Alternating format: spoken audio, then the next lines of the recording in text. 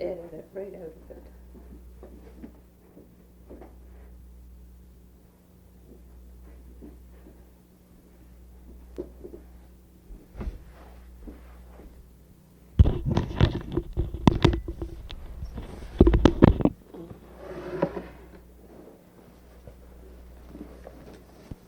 You don't have to worry if you talk loud.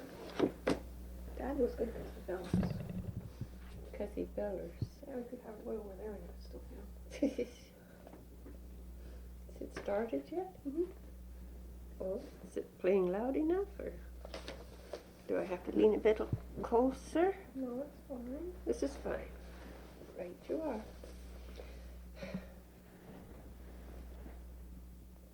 I was born on a small island in the Outer Hebrides called North Uist. My parents were both raised on farms, or crofts as they are called there, that had been in their families for generations. It was customary for young people to leave the island and go to the mainland when they were through school and continue their education, or find work and settle on the mainland, or move to Canada or other countries. The eldest son inherited the croft and took over when his parents were no longer capable of doing so. My father was the eldest son, but when he finished school, he traveled and visited Ireland and England, and then he joined the militia and was in the South African War. He was too old to be active in the 1914-18 war, so he returned to Uist. He was 21 years older than my mother, but was extremely fit and active for his age. He was a very gentle, quiet man. When he returned to Uist, he fell in love with my mother. There was the loch, a small lake, between my mother and father's crofts, and my father noticed this lovely young lady who had grown up while he was away. He proposed to her by putting a note with his proposal written on it in a bottle and let the wind drift it down to my mother. My mother accepted.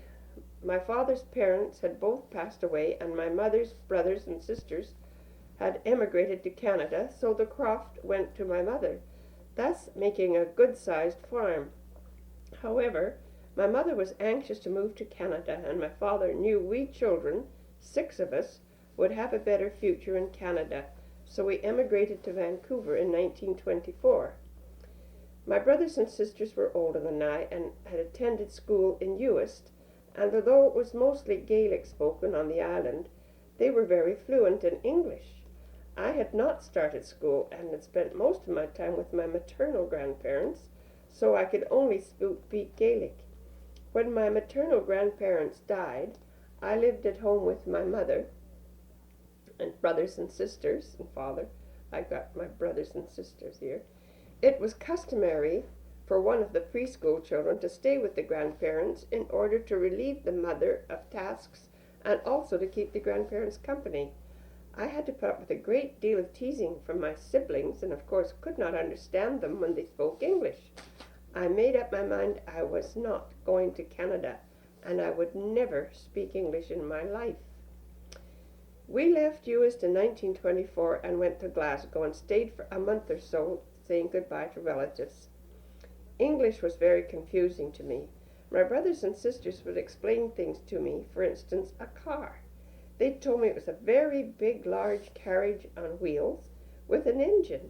I imagined it as a house on wheels. I was told that I had to learn English because when I would start school, I would get the strap if I spoke Gaelic, as this was the custom in Uist. The train trip to the boat was very frightening. The windows were open and the smoke from the engine wafted into the carriage. It was the most dreadful smell to me, and I was really suffering from motion sickness. We had 2 younger women accompanying us to help my mother with the children. I refused to do as I was told unless they spoke to me in Gaelic. I really didn't understand English and was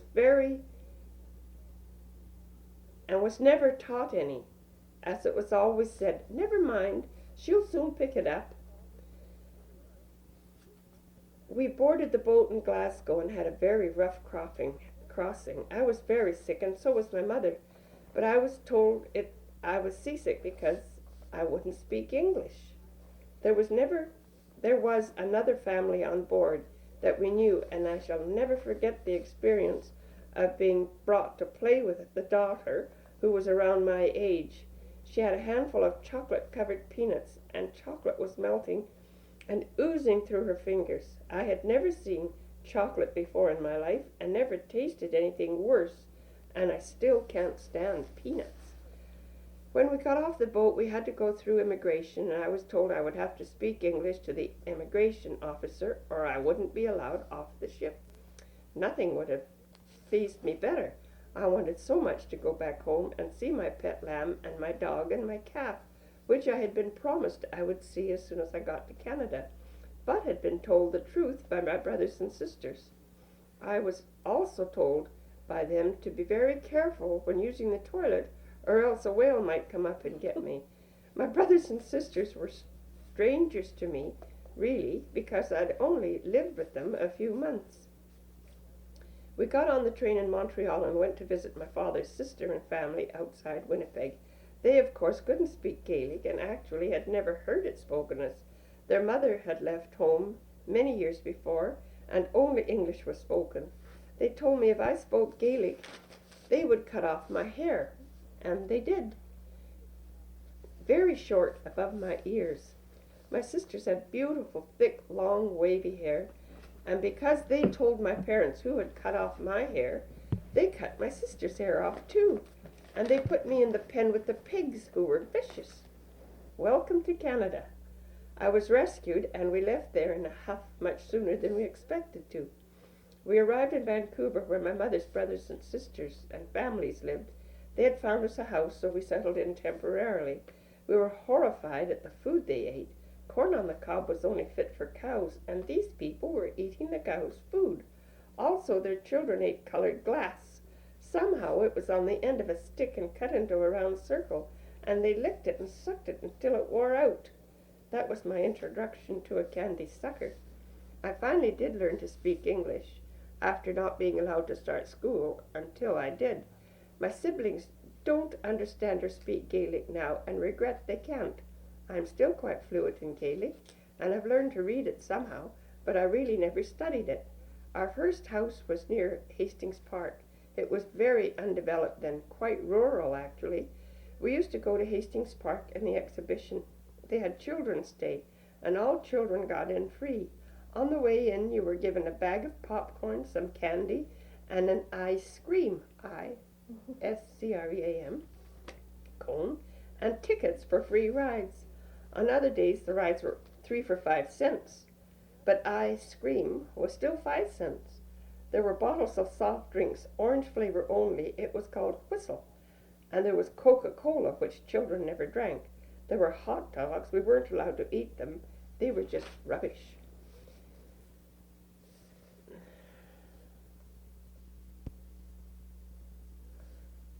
According to my mother. There were restaurants, usually in tents, and most of them were manned by the Ladies' Aid personnel of different churches. We were allowed to eat there, but only the soup and bread and butter, because my mother knew they only contained celery, peas, and carrots, and no rubbish. My mother was light years ahead of her time when it came to healthy diets. We had plain foods, grain, milk, butter. Dessert was actually plain custard or rice pudding, lots of vegetables, absolutely no ground meats or sausages. All our meat was bought at James Inglis Reed's Butcher's on Granville Street.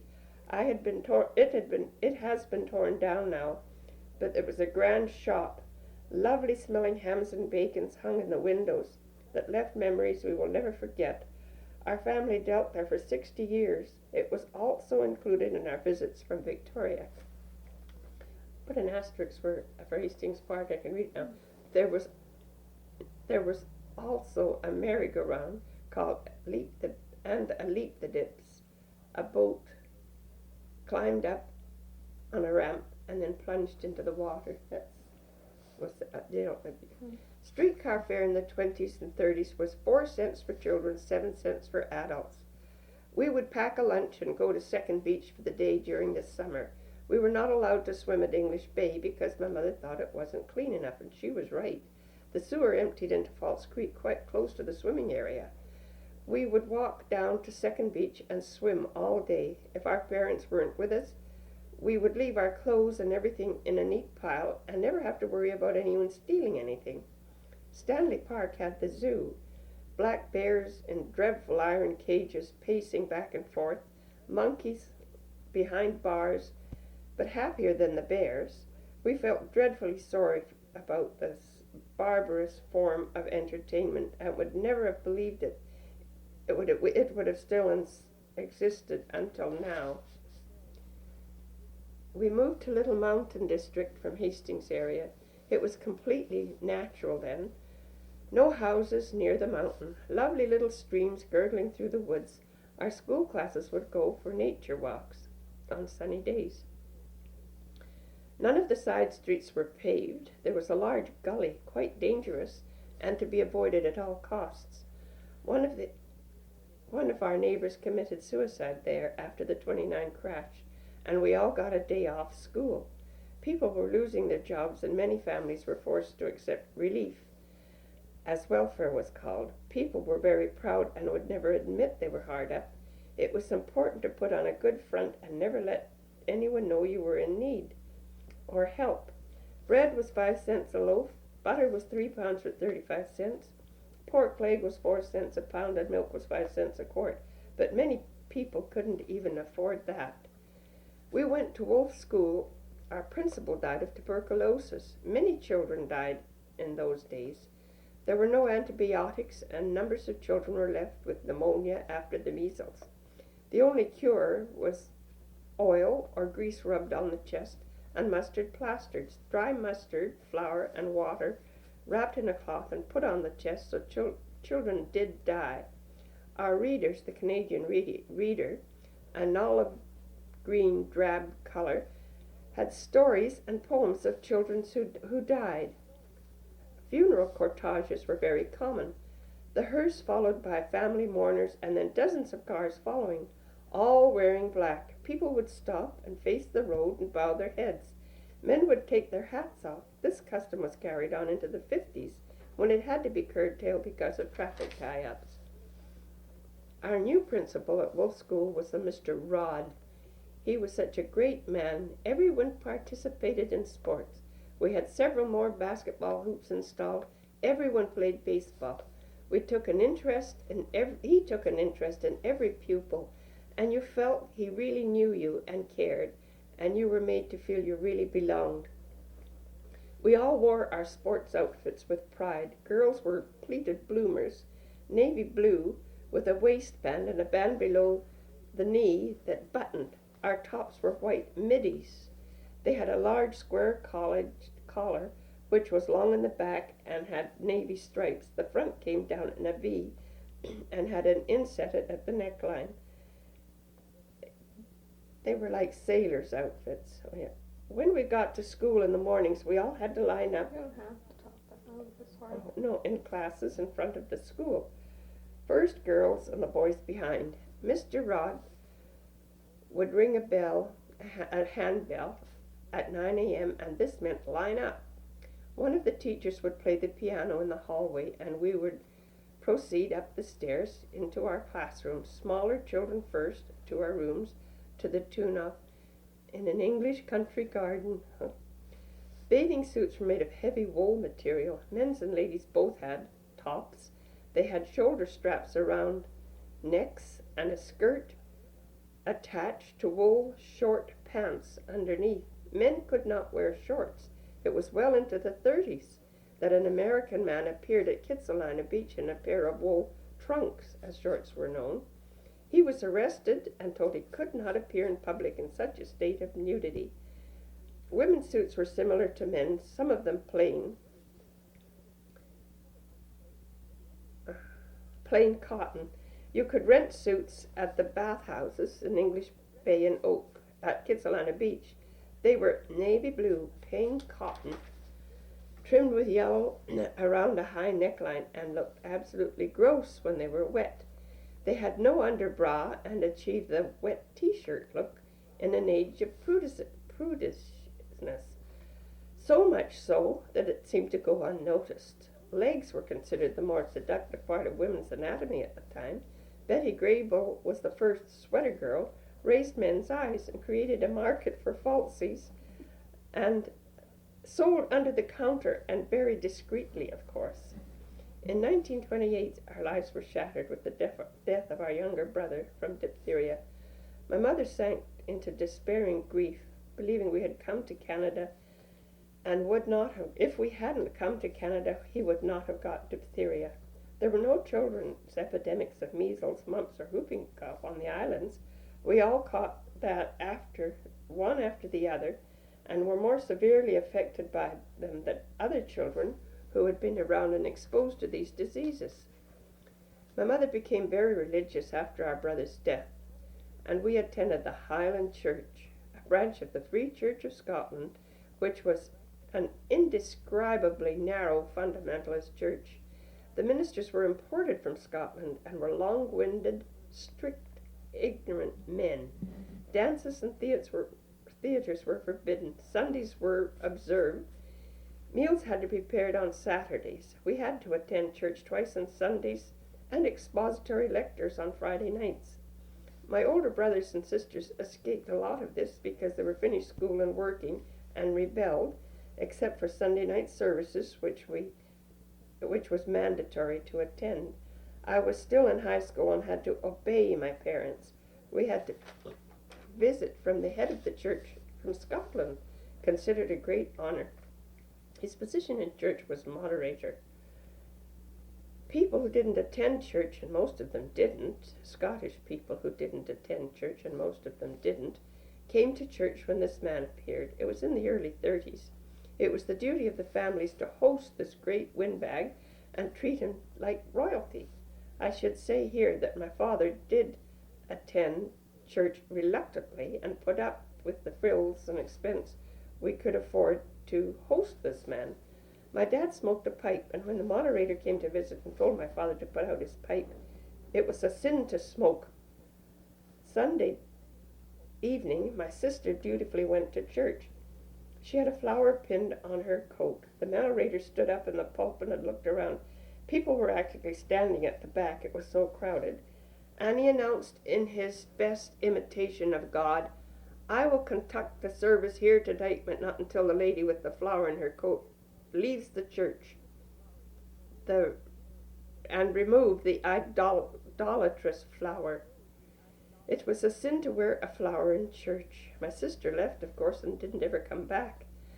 Then he asked that all the young people come and sit on the pulpit steps in order to make room for adults who were standing.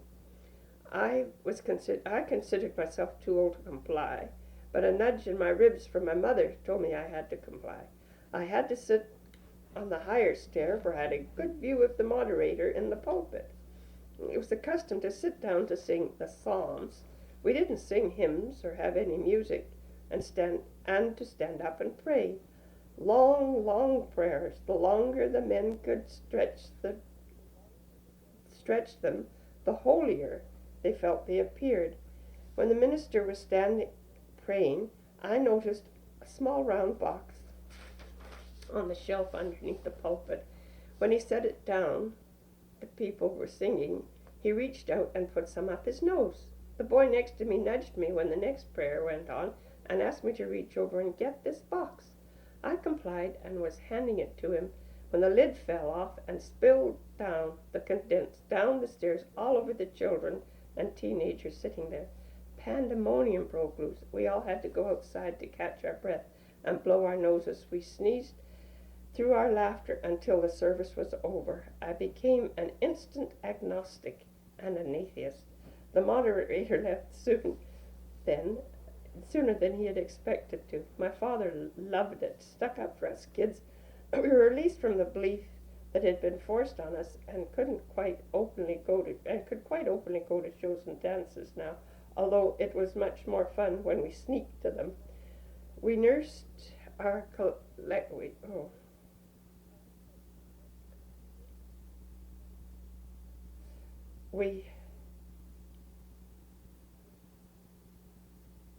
I don't know. I can't see what I can say, whatever it means. held our collection money, which we were supposed to put in the plate, over the plate, but never dropped it. We just put our hand over the plate, which was lined with felt, and kept the money to pay for our Saturday show.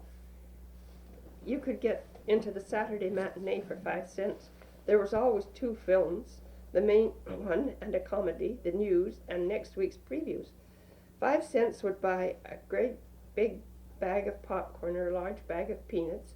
You could also go to the new bakery called Dad's Cookies and get a grand-sized bag of cookies for 5 cents. Dad's Cookies became quite famous and were eventually taken over by a large syndicated group. Now it's got back to old school. It was such a happy time in our lives, the 20s. We loved to sing, and our whole family sang a lot, alone and together, just for enjoyment. When my parents entertained or we were entertained, it was usually visits to each other's houses.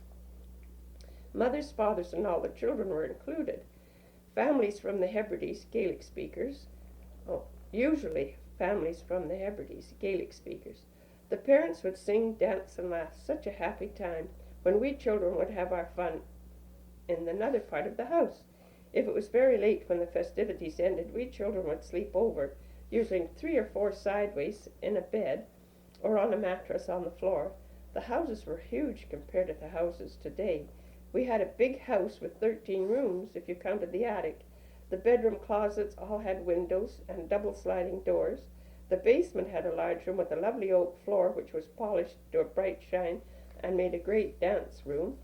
There was a huge furnace with great round pipes coming out the top and into vents, which released the heat through radiator grids in the walls upstairs. The house had 3 floors. The top floor, which was a finished attic, was used as a playroom on cold and rainy days. It also had a portioned off area which had a bed, sink and toilet, table and chairs, and was used as an isolation area if any of us got sick with measles, etc.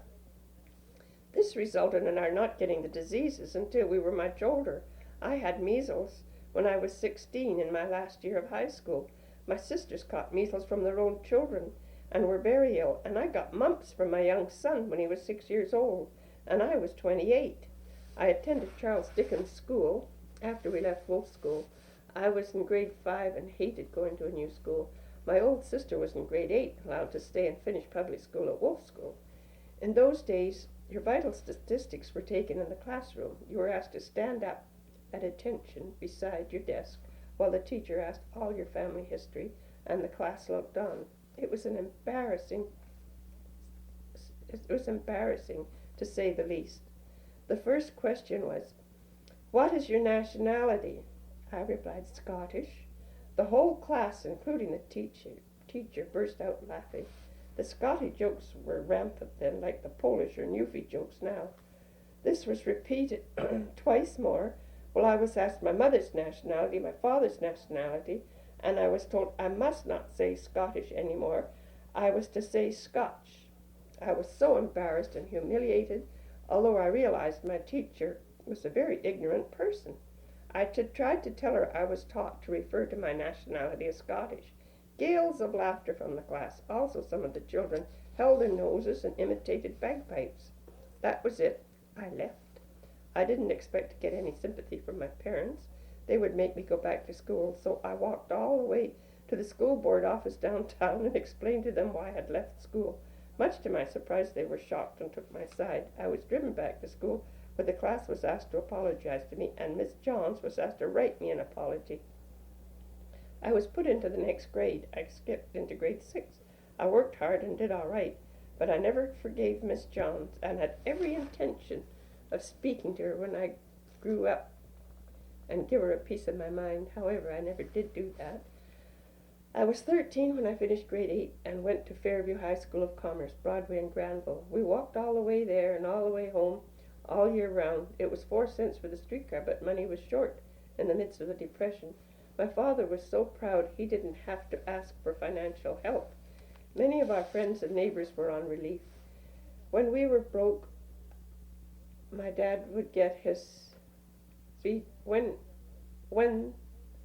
Oh, when war broke out, my father got on his feet again. He built a nice new house for my mother and himself, and lived to be over 90. That sort of could be something it's written later again. You might have to cut that out. The war, it's like a heavy weight on my chest to think about it. Things had been really hard for so many people. Young men, educated, willing to work, couldn't get jobs. We had moved to West Vancouver and lived there all year round now instead of just summers. We rode the ferries, the Hollyburn and the number 6, and we had to go down behind Woodard's to the terminal, through what is now Gastown. It was Skid Row then, and a horrible experience. I used to be terrified and run fast all the way. Even if we took the streetcar, we still had to go across the railroad tracks. There was a road, of course, but the freight trains were on either side, and here is where the young men gathered, and old ones who rode the rails looking for work. They were cold, tired, and penniless. This is out of context, too. You'll have to fix that. It was quite common to have them come to your door and ask if there was any work they could do for you. Stack wood, gardening, anything for something to eat. They never left our house hungry or cold. There was seldom enough for them to do for us. They were honest young men. My dad would let them stay overnight in our downstairs room. He gave most of his own warm clothes to them, quite literally gave them the shirt off his back, but he washed it first. We saw young men looking in our garbage cans, hoping to find some food. Handsome, clean, educated young men. They could get into labor camps where they were housed in shacks in weather they could not tolerate. They were given a small, ridiculous sum monthly for tobacco. They left these camps hoping against hope to find work. They ended up in a sit-down strike in the post office on the corner of Granville and Hastings, the Sinclair building it's called now. People were told not to feed them. We took our chances and gave them food. I was working and fortunate to have a job. I worked at Saba Brothers' silk store. It was an exclusive shop then and had a parking place reserved in the front of the store for chauffeurs and their employers. Granville in Georgia was an exclusive part of town. The Bay was a high-class store. One was always proud to carry the Bay bag. It was exclusive and catered to the higher income group. Burke's was on the opposite corner. Burke's Clock was a place to meet friends, considered quite respectable to meet your boyfriend there if you were staying in town for dinner and a show. The Strand Theatre was opposite the Bay on Georgia Street. It was always full up. Shows were at 7:30 and again at night. The latest pictures were usually shown at the Capitol or the Orpheum. They had usherettes who showed you to your seat. They wore flared blue pants with a smart V-neck tailored top. They were also very smart-looking, beautiful girls, perfect figures. The shows were open during the day, too, and showed a matinee every day. The price was 50 cents evening, and matinees were cheaper. When Gone with the Wind came to town, it was 4 hours long and quite expensive, but it was a must for everyone. The Colonial Theatre was on the corner of Granville and Dunsmuir, and although not as posh as the Orpheum or Capitol, it was a place we could afford if we were a group of girls out for the evening. The Commodore Cabaret was a special dance hall where drinks were served. No, they weren't served. You had to keep your bottle under your table. Yeah, the only drinks you could buy was mixer. You weren't allowed to drink in public, so the bottle was hidden under the table. The Panaroof of the Vancouver Hotel was the place to go, but it was very expensive, and not a place you would go very often. There was no such thing as going without an escort, of course. There were beer parlors everywhere. They had a special ladies' entrance, and women alone sat in their own area. It was quite common and acceptable for women to go to a beer parlor in a group, although I never did. I was only in a beer parlor once with a group and with an escort, but I can't say I enjoyed it. I preferred dances on a night out. The CPR used to have day excursions aboard ship. It cost $2.50. The boat left Pier D, now Canada Place, around 9:30 a.m., and you would go to Victoria or Newcastle Island. There was always an orchestra on board, plus pianos in different areas. There was a dining room on board and a cafeteria, and if you wished you could get a stateroom for $2 for the day. A group of girls would get together and go without escorts. There was always someone asking for dances. It was a great time. The dance hall at Newcastle was a special type of floor. It is still there in good condition in the pavilion. There was a CPR boat docked permanently at the dock. You could go to Newcastle Island for $7 a week and stay on board the boat, and your meals included. We never went to stay for just for holidays. We never went to stay for holidays, just on the excursions. As times got better, however, people started to bring liquor, so that was it for us. It really wasn't considered respectful for women to drink in public, and we all had to obey the rules of our home, even when we were away, and we did. The excursion to Victoria stopped at different islands on the way. We usually brought a picnic lunch because we still had to budget our money. Then there was the horrible Sunday morning when we were greeted with cries of extra, extra. The paper boys delivering papers everywhere. War is declared. It was such a feeling of dread. You couldn't stop it, and there was nothing we could do. Our brothers and boyfriends and neighbors would all have to go to war. There were lines of fellows waiting to enlist. Young couples felt it wouldn't be for long, and husbands rushed to join, secure knowing they would finally get a regular wage and their wives' allowances. There were crowds of young men around town in parts of uniforms. Some had hats, others jackets or trousers. There weren't enough full uniforms at first, and of course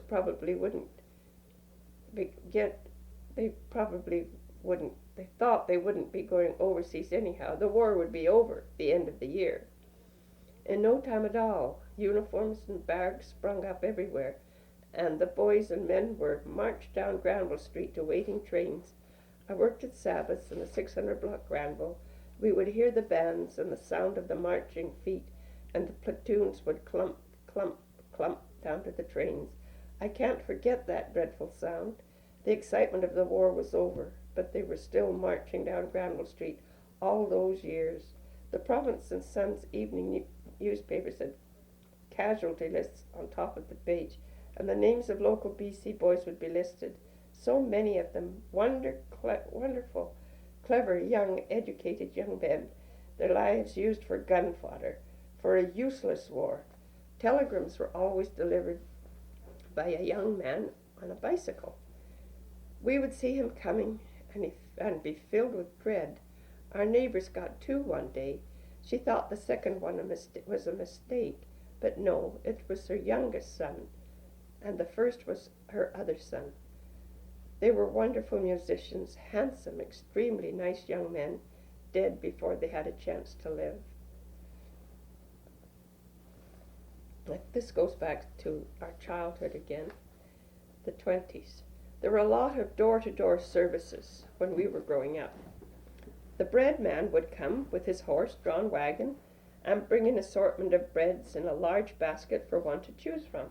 The milkman in his horse-drawn wagon would have left the milk on the porch in the early hours of the morning. You could send your laundry out. Not many people had automatic washers, although we did. It was a Beatty and had a copper tub and an electric wringer which you fed the clothes through into a tub of rinsing water.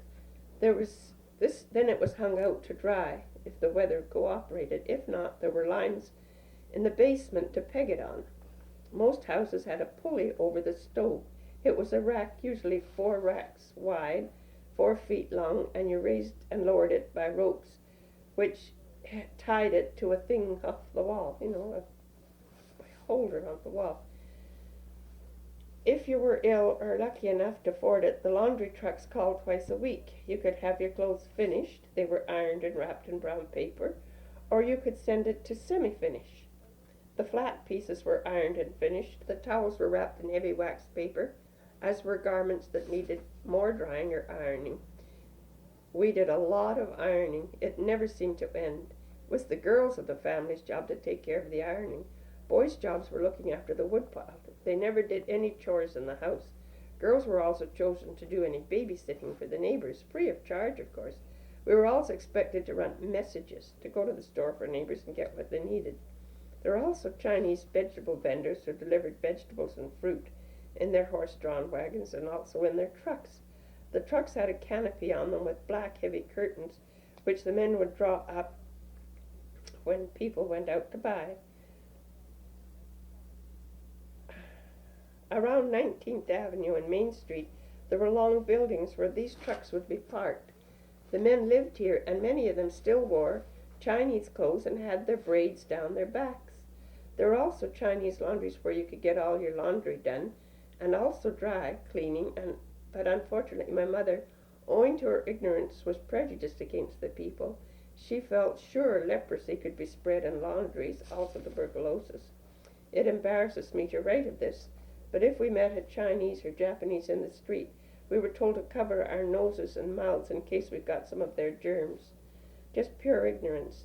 I now have many Chinese friends whom I respect and admire, and I shudder when I think what my mother thought. Another form of entertainment that became popular were roller skating rinks. This was during the war, too. There was nothing like the roller skating on television now. They were like dances with waltzes, couples, women's choice, etc. There were many servicemen who knew no one and would go to these roller skating sessions, who rented the skates, and it was all good, clean fun. There was an artillery battery underneath Guy's Gate Bridge. There were barracks and guns, all very MS milli-secret. They practiced a lot. Our house was on the waterfront. Oh, and many, I should have added there, many of these young men came to the roller skating rink. I didn't. Can you remember to put that in there? Don't have to, because you're saying it on the tape. Oh, sorry. But I said it was before the war. It was during the war. Oh, okay. The Lions Gate Bridge, there were barracks and guns, all very MS, military secret. They practiced a lot. Our house was on the waterfront at Ambleside in West Van. We were awakened quite often when warning shots were fired because some boat hadn't given the right signals. In 1942, I went on an excursion to Victoria, and while there was introduced to my husband-to-be. We were married in October 1942, and Victoria had so many military people. The Air Force at Pat Bay, the Navy at Esquimalt, the Army at Esquimalt, also shipyards and Liberty ships loading supplies. Men from all countries could be seen. It was difficult to get into a theater because of the military lineups. The street lights were turned out at 9 p.m. Otherwise, they were half lit. Our houses had to have heavy felt blackout curtains, and the streets were patrolled by conscientious air raid personnel who would notice the smallest sliver of light and come and warn you. We were all aware we could have been bombed, but it really hit home when Estevan Light was shelled by the Japanese. It was the rough terrain and rocky inlets of Vancouver that helped keep the Japanese submarines from shelling us. There were gun placements everywhere and submarine nets across Esquimalt Harbour. A Liberty ship built in Victoria was shelled and sunk in Juan de Fuca Strait. Everyone in Victoria was personally involved in the war effort. Planes flew overhead steadily, and kites they dragged behind them, and ack-ack drunts in the military parade practiced shooting at them. We did have Japanese balloon floats over us. These were small balloons about the size of a weather balloon. We were never officially told what they were or where they landed. They didn't work as well as the Japanese expected, so disappeared altogether. The day the war ended was such a big day. We all went into town to laugh and cry together. Our firstborn was 2 years old, and he was on his dad's shoulders. You couldn't move, there were so many people. Most people's cars were still up on blocks. Gasoline was rationed, but as soon as your tires wore out, you couldn't use your car anyhow. There were taxis and streetcars. The streetcars in Victoria were small puddle jumpers. They just had one man in them. In Vancouver, the streetcars were larger, and there was a motorman in front, and in an open element area was the conductor who saw that you put your fare in and gave transfers, etc. Victoria changed to buses soon after the war. Some people were prejudiced against the Scots. I'm sure it was a matter, this is going back to prejudice again, something different. I'm sure it was a matter of employment. When Vancouver first got streetcars, they didn't have men to run them, and they advertised in Scotland for streetcar men to come to Vancouver. They were guaranteed jobs as soon as they arrived. That is at the root of a lot of prejudice. Job security is threatened. All the talk about school lunches brings back school lunches during the 20s and 30s. They didn't exist. Schools were close enough so that you could go home for lunch. If such a thing happened that your mother couldn't be home at noon, you were allowed to stay at school. You had to bring a note from your mother and get permission from the principal, and then you ate your lunch in the basement, which was a large area surrounded by benches with the furnace room in between to separate boys from girls. The washrooms were also located in the basement. There was a recess milk program for which you paid 4 cents a day and got a small bottle, half pint, of milk at recess. Not many children participate, perhaps at 5 or 6 out of 25, 30 children in classrooms. We walked a lot more and further than children now. We would walk to town for our parents or even roller skate. This was at least 3 miles return, more than that. 3 miles there and 3 miles back. If you had a job, you wouldn't stay at home unless you were very ill. There was always someone waiting to take your job. We had to work hard to hold our jobs, and it wasn't until the 40s that a minimum wage of $12.75 per week came into effect. Once war broke out, shipyards opened, and Boeing's, and paid good wages, so the private section had to comply. There were many office jobs available. The Vancouver Hotel was taken over by the Army as a recruiting center. Women could sign up in the Army or Navy or Air Force, and you had a choice of being mobile or staying in the cities. You were issued with a uniform and became military personnel, or you could remain civilian and do clerical work in the city you lived in. It took a little while, however, for women to be accepted. There was an aura of not being quite respectable about it. I inquired about becoming immobile personnel, doing clerical work, and stationed at Vancouver Hotel. I was immediately accepted, but my mother became almost hysterical because she did not approve. So I acquiesced to her wishes. I had no other choice, because as long as you lived at home, you obeyed the family rules. However, I was offered a really good opportunity with good wages, and I had decided to move out and live on my own. I had some holidays coming to me, and I went to Victoria for the weekend. There were extra CPR boats to accommodate all the extra military personnel, and it was difficult to find even a place to sit. The boat left Vancouver from the foot of Granville, and it took the long route to Victoria. Actipass was very busy with military personnel. The trip took 4 to 4.5 hours. I went to visit a girl I worked with, and there I met the man who was to become my husband. I didn't take the position I was offered in Vancouver because I was going to be married in October. That was in 1942. We had 6 children, and all turned out very well. We wanted them all, but we'll admit some came before their invitations were sent out. If birth control information was illegal, and it was before the pill, even into the late 50s. My husband was with the Power Commission, the government hydro. We were transferred to Vanderhoof. This is after the war, though. Mm-hmm. After the war, my husband got a job at the Power Commission. We were transferred to Vanderhoof, and one of our neighbors, a Dutch immigrant, was continually getting pregnant only to miscarry. She needed to see a gynecologist, but there wasn't one near her in Vancouver. Her doctor was very much against birth control, and women had 10, 12, 19 children. This is in Vanderhoof. Mm-hmm.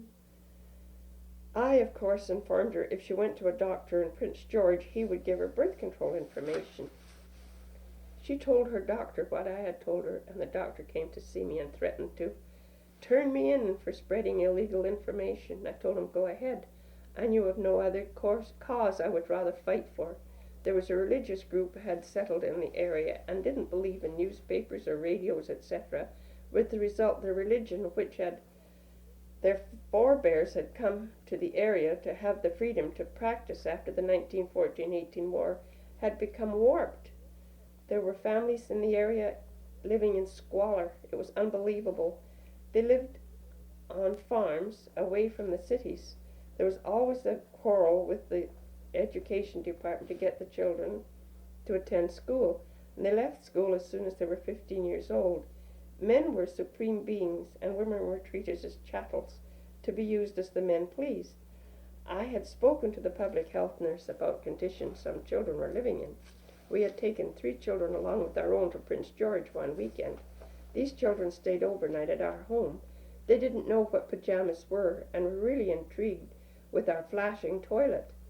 Their home had a dirt floor. The children slept on mattresses on the floor. They had to fend for themselves. The mother had abandoned them, and the father appeared quite old, 55 or 60, and to have such a young family. They had a cow and sort of lived off their farm, but more or less fended for themselves for meals.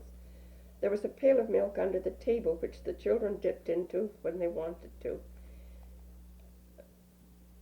The dog also had privy to the pail, and lapped it whenever he felt like it. These conditions were what prompted me to tackle the public health nurse. She invited me to accompany her on her rounds. She had a very large area to cover. It was indescribable how some families lived. We picked up a boy of 8 years whose whole face and head were completely covered with scabs from what looked like impetigo. We took him to hospital, where he would be treated and sent home again. We went to a farm to buy some potatoes. I met a lovely young girl, 12, 13 years old.